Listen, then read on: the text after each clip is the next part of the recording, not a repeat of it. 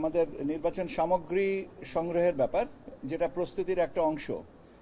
আমরা মোটামুটিভাবে 10টা আইটেমের আমাদেরকে ছিল। আমরা লোকাল পারচেস ছিল 8টা, আর 2টা ছিল ইউএনডিপি সাপোর্টেড বিষয়। ইউএনডিপির থেকে আমরা যে দুটো আইটেম পাবো সেটা হচ্ছে যে আপনার স্টাম্প প্যাড আর অমোচনীয় কালি, যেটা কলম, যেটা অমোচনীয় কালির কলম, সেটা পাবো। ইউএনডিপি আমাদেরকে এটা সরবরাহ করবে উইদিন 15th of October। এটা এ মাসের আমরা তাগিদ দিয়েছি এ মাসের মধ্যে করে দিতে। হয়তো পার্ট চলে আসবে, পার্ট হয়তো আসবে এখানে সামনে। এর বাইরে আর যে 8টা আইটেম আমরা লোকাল প্রকিউরমেন্টের জন্য ব্যবস্থা নিয়েছি, সেটা হচ্ছে গালা, স্বচ্ছ ব্যালট বাক্সের lock, official seal, marking seal, brush seal, hessian বড় ব্যাগ, হেসিয়ান ছোট ব্যাগ, গানি ব্যাগ, এই 8টা। এর মধ্যে আমাদের কাছে এখন পর্যন্ত এটা পৌঁছে গেছে অলমোস্ট 70%, এবং আমরা সেপ্টেম্বরের ভিতরে বাকিটুকু পেয়ে যাব। কাজে নির্বাচন সামগ্রী নিয়ে যে সংকটে পড়ব কিনা বা সাপ্লাই লাইনটা ঠিক মতন আছে কিনা, এটা নিয়ে সংশয়ের কোনো কারণ নেই। বরং আমরা বলতে পারি যে আমরা সময়ের সাথে সময়ের সীমাটা আমরা নির্ধারণ করেছিলাম সেপ্টেম্বর, আমরা ইনশাল্লাহ সেটার ভিতরে যাবতীয় সামগ্রী পাচ্ছি। কাজে নির্বাচনের প্রস্তুতি হিসেবে সামগ্রীর যে সম্পর্ক, সেটা স্ট্যাবলিশড। আউট অফ কান্ট্রি ভোটিংয়ের ব্যাপারে, আবার ইন কান্ট্রি পোস্টাল ব্যালটের মাধ্যমে ভোটিংয়ের ব্যাপারে আপনারা অনেকেই জানতে চেয়েছেন। এই পদ্ধতিটা যারা বিদেশে আছেন তাদের সাথে এই পদ্ধতির আওতায় আনার জন্য আমরা একটা প্রজেক্ট নিয়েছি। সে প্রজেক্টের অধীনে আমাদের যারা টেকনিক্যাল পার্সন তারা কাজ করছেন। আমি ব্রড ফ্রেম অফ রেফারেন্স আপনাদেরকে বলেই, তাহলে জিনিসটা সহজ হবে আমাদের জন্য। আমাদের মূল চাবিকাঠিটা কি? এনআইডি। সো যারা প্রবাসে যারা আছেন তারা এনআইডি দিয়ে আমরা একটা অ্যাপ তৈরি করেছি, যেটা আপনি অ্যাপল স্টোর থেকে বা প্লে স্টোর থেকে ডাউনলোড করবেন নিজের সেলফোনে, এবং ডাউনলোড করার পরে ওই অ্যাপের রেজিস্ট্রেশনটা করবেন। অ্যাপের নামটা হচ্ছে পোস্টাল ভোট বিডি। অ্যাপটা এখনো পর্যন্ত লঞ্চ হয়নি, কিন্তু আমরা অ্যাপটাকে কমিশন থেকে মোটামুটিভাবে সম্মতি দেওয়া হয়েছে যে এই অ্যাপ নামটা হবে এই অ্যাপ। তো এই অ্যাপটা হচ্ছে যে ভোটাররা যারা প্রবাসে আছেন তারা এনআইডির মাধ্যমে এইটা অ্যাক্সেস করবেন। আমরা যেমন বিভিন্ন ফাইন্যান্সিয়াল ইনস্টিটিউশনসের সাথে বা ফাইন্যান্সিয়াল যে অ্যাপগুলো ব্যবহার করি, সিমিলার পদ্ধতিতে আমরা অ্যাপের মাধ্যমে রেজিস্ট্রেশন করব। রেজিস্ট্রেশনের যখন আমরা অ্যাপ দিয়ে অ্যাপের মাধ্যমে এনআইডি দিয়ে আমরা রেজিস্ট্রেশনটা করছি, তখন ভোটার যে কনস্টিটিউয়েন্সিতে নিবন্ধিত বা ভোটার যিনি বর্তমান ঠিকানায় দিয়ে কনস্টিটিউয়েন্সিটা যেহেতু নির্ধারিত, অটোমেটিক্যালি এটা ইন্টিগ্রেট করা আছে এনআইডি ডেটার সাথে।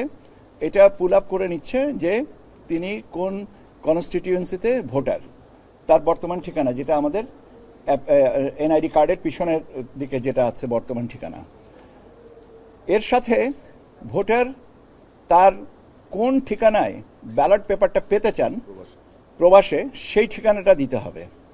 প্রবাসে উনি যে ঠিকানায় অবস্থান করছেন বা যে ঠিকানায় উনি ব্যালট পেপারটা পেতে চান, সেটা তিনি দিবেন। এরপরে আমরা নির্ধারিত সময়ে, এখন আপনি যদি আমাকে জিজ্ঞেস করেন নির্ধারিত সময়টা কত তারিখ, এই তারিখটা এখন আমরা নির্ধারণ করিনি। কারণ এই তারিখটা নির্ধারণ করিনি, এর সাথে শিডিউল ঘোষণার একটা সম্পর্ক আছে। সেই জন্য যেহেতু শিডিউলটা এখনো ঘোষণা হয়নি, সেই জন্য আমরা তারিখটা নির্ধারণ করিনি। আমরা মোটামুটিভাবে একটা ফ্রেম অফ রেফারেন্সে রেখেছি। তা সে তারিখটা থাকতেও পারে, সে তারিখের আগেও হতে পারে, পরেও হতে পারে। সেই জন্য আমি তারিখটা সম্পর্কে কোনো ধারণা এই মুহূর্তে নির্দিষ্ট করে বলবো না। আমি শুধু বলবো যে আমরা নির্দিষ্ট সময়ে একটা ব্যালট পেপার আরেকটা খামের ভিতরে ভরে, একটা বড় খামের মধ্যে 3টা খাম দিয়ে আমরা যিনি প্রবাসী যে ঠিকানাটাই দিয়েছেন সেখানে আমরা পোস্ট করব। বাংলাদেশ ডাক বিভাগ এই খাম 3টা মানে একটা খামের ভিতরে আরও দুটা খাম, মোট 3টা খাম পৌঁছাবার ব্যবস্থা করবেন সেখানে।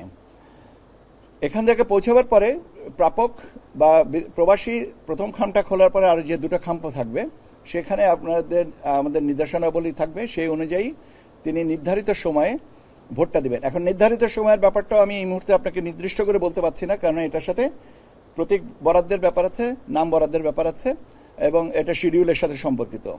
কাজেই এই যে এটা হচ্ছে আমাদের, এবং প্রবাসের থেকে আমরা যে ব্যালট পেপারটা পাঠাবো সেটাতে ক্যান্ডিডেটদের নাম থাকবে না, শুধু থাকবে সিম্বল, এবং সিম্বলের পাশে একটা স্পেস করে দেওয়া থাকবে। সেই স্পেসে তারা টিক চিহ্ন অথবা ক্রস চিহ্ন দিয়ে ভোটটা দিবেন। ভোট দিয়ে আপনার ব্যালট পেপারের জন্য নির্ধারিত খামটা বন্ধ করবেন। সেই খামটা অন্য আরেকটা খাম, যেটা দ্বিতীয় খামটা, সেই খামের ভিতরে ভরে ওনার নিয়ারেস্ট পোস্ট বক্স বা পোস্ট অফিসে উনি পোস্ট করে দিবেন।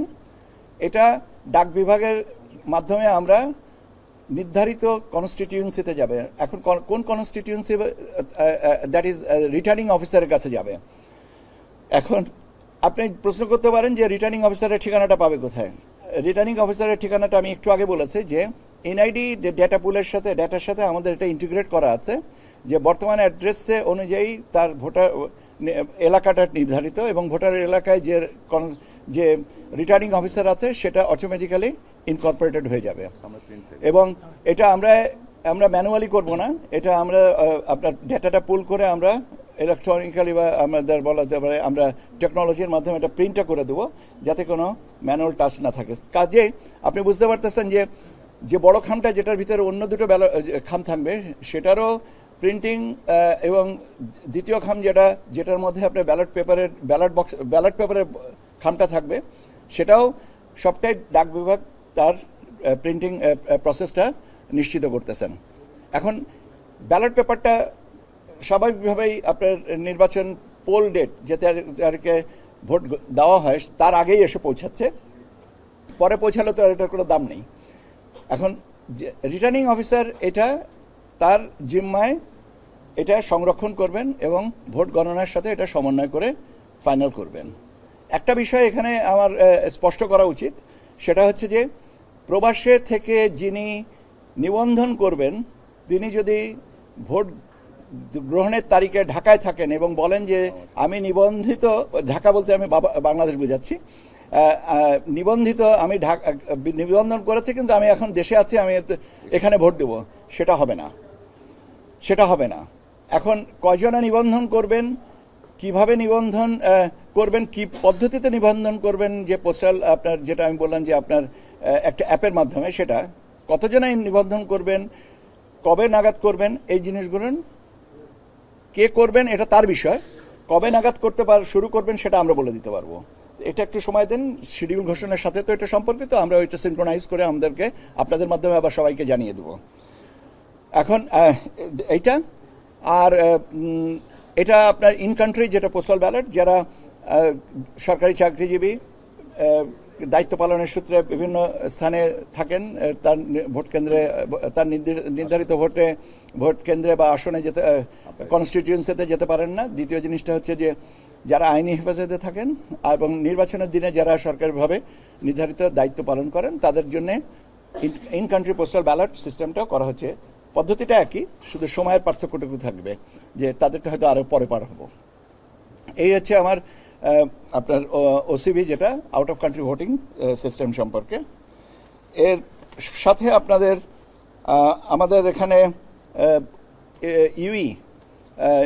ইউরোপিয়ান ইউনিয়নের একটা প্রতিনিধি দল আগামী 22 তারিখে আমাদের এখানে আসবেন, আমাদের একজন মাননীয় কমিশনার মহোদয়ের সাথে কথা বলার জন্য, এবং আমাদের সচিবালয় থেকে কর্মকর্তা পর্যায়ের আরেকটা প্রতিনিধি দলের সাথে কথা বলার জন্য ওনারা দুপুরের পরে আসবেন। সেইভাবে প্রোগ্রামটা করা আছে। 22শে সেপ্টেম্বর ওনারা আসবেন।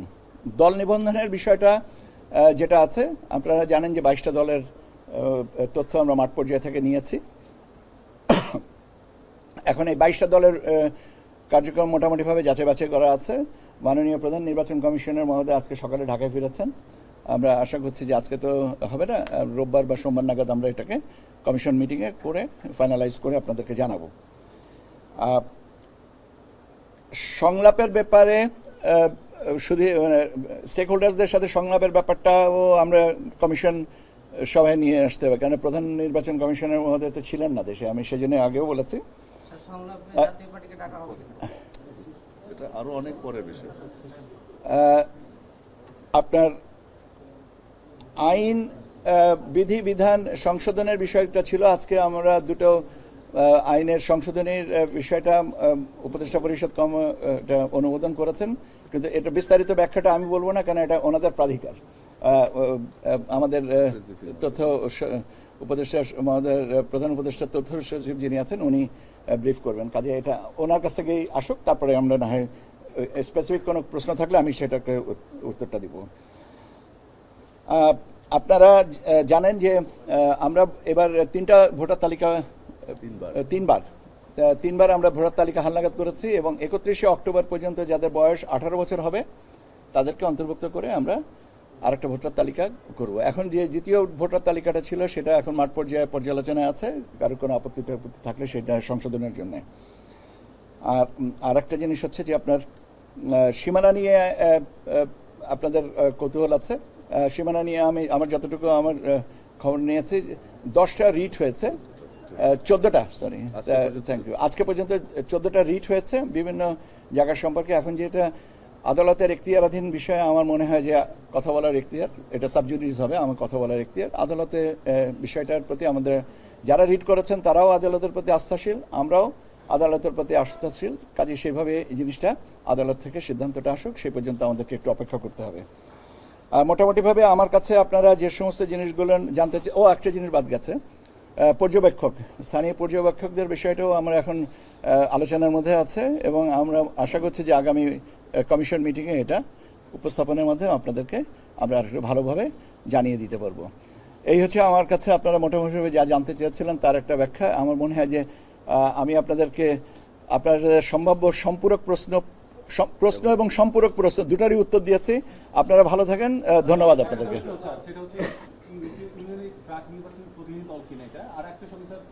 বিভিন্ন জায়গায় স্যার ভাঙচুর হচ্ছে, আজকেও বাগেরহাটে নির্বাচন কমিশন ঘেরাও করা হয়েছে, আইনি কি বলছে এবং যে ঘটনাগুলো ঘটছে এটা প্রত্যাশিত কিনা?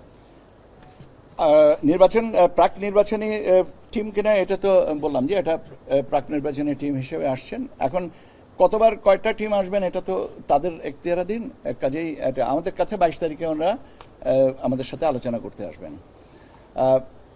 যে কোনো প্রেক্ষাপটেই ভাঙচুর এটা মানে একটা বলা যেতে পারে যে দিস ইজ অনাকাঙ্ক্ষিত, এটা অনাকাঙ্ক্ষিত একটা বিষয়। এখন আমি তো বললাম যে যারা আইনি প্রক্রিয়া জিনিসটা আছে, আমরা রিট করা হয়েছে, আদালতে জিনিসটা গেছে, কাজে আদালতে গেছে কারণ হচ্ছে যে আমরা আদালতের প্রতি শ্রদ্ধাশীল, এবং আমরাও তো বলছি যে আদালত থেকে এটা যেটা রিটের আওতায় আদালত সিদ্ধান্ত দিবেন, আমরা আমাদের জন্য সেটা বাইন্ডিং হবে।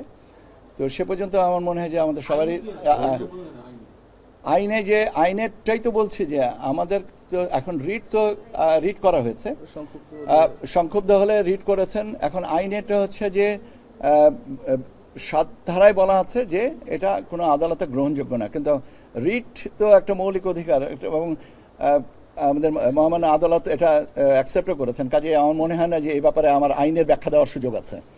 ঠিক আছে, অনেক ধন্যবাদ আপনাদেরকে। কোন একটা রাজনৈতিক দলকে ডাকা হবে কিনা,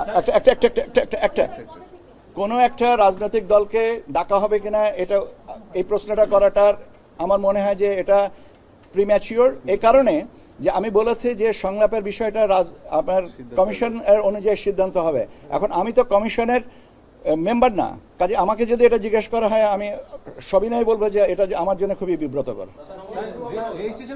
ভাই আমি বললাম তো অ্যাপের দুটো জিনিস, আপনার ওখানের কথাটা বলছেন যে এটা আমি বললাম তো আগামী রোববার অথবা সোমবারে যেদিন কমিশন মিটিং হবে, কমিশন মিটিং এটা সিদ্ধান্ত করবে। আমি তো সিদ্ধান্ত দিতে পারবো না, আমি তো কমিশনের সদস্য নই, আমি কমিশনের সচিব, আর এক্সিকিউশনের সাথে আমি জড়িত। দ্বিতীয় জিনিসটা হচ্ছে যে অ্যাপের রেজিস্ট্রেশনটা এটা আমি পরে বলে দেবো, কারণ এখনো তো ট্রায়ালের স্টেজে আছে, ইটস টু প্রিম্যাচিওর এখন বলা।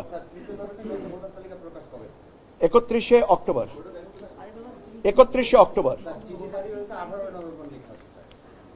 না, 18 নভেম্বর যেটা লেখা আছে এটা এখন যেটা চলমান আছে সেটার ব্যাপারে। এখন চলমান যেটা ভাই, চূড়ান্ত প্রকাশ করার পরে তো দাবি আপত্তি থাকতে পারে, সংশোধনের ব্যাপারটা থাকতে পারে, তো সেটা করার জন্য সময় দিতে হবে না? একটা সময় দিতে হবে। এটা সেটার জন্য এটা দেওয়া আছে। আমি যেটা বলেছি যে 31শে অক্টোবর যাদের বয়স 18 পূর্ণ হচ্ছে তারা ভোটার তালিকা অন্তর্ভুক্ত হওয়ার পরেও আমাদেরকে আবার সময় দিতে হবে এটার জন্য।